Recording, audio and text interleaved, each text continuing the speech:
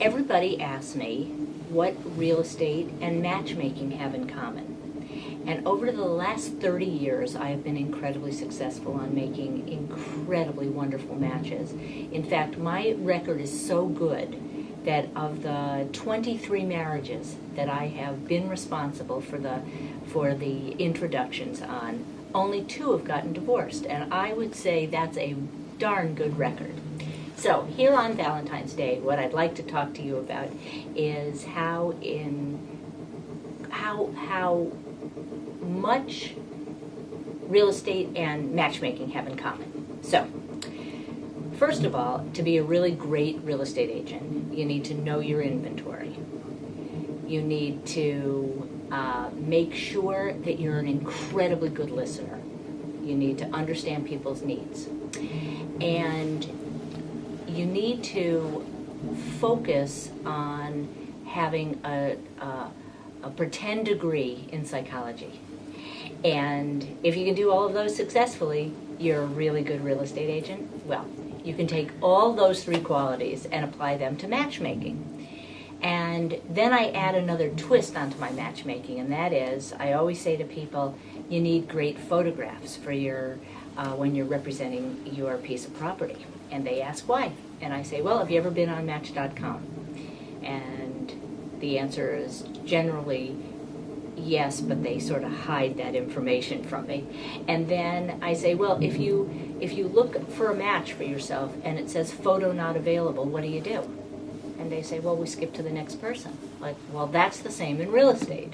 So you need to have great photographs, and you need to not skip over that person of your dreams. So over the years, what I would do is, and I was single for a long time. I was single all through my 20s. And what I would do is somebody would introduce me to someone, and I'd go out on a date with that person, and I'd say, no, they're not right for me, but do I have a girl for you?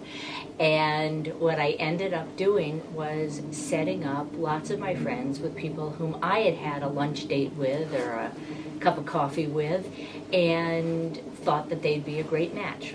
And I don't limit it to just men and women. I've done a wonderful marriage for 2 of my female friends who were, whom I thought would be a great match, and I had them over for dinner, and they both left and called me the next day and said, what in the world did you think we had in common?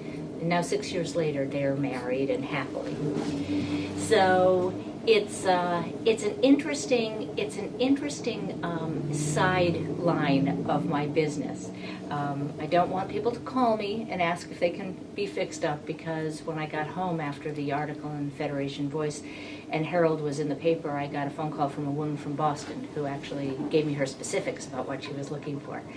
I'm just really good at thinking about those qualities that I love about one person and that I could see them loving in another person.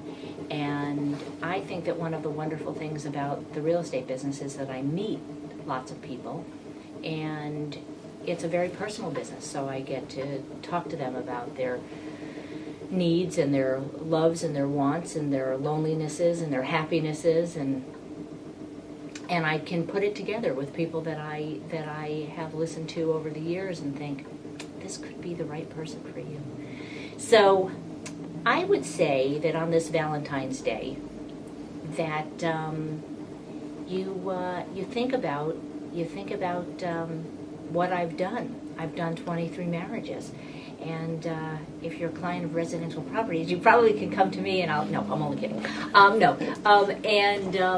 And I think that there are a lot of people out there that are only comfortable meeting through friends, and it's much easier to get the recommendation of a friend than it is to go to a bar or do something that's higher risk.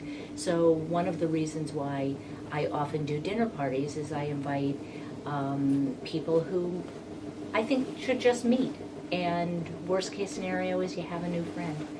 And for some reason I've been as successful as Dolly Levi and Hello Dolly.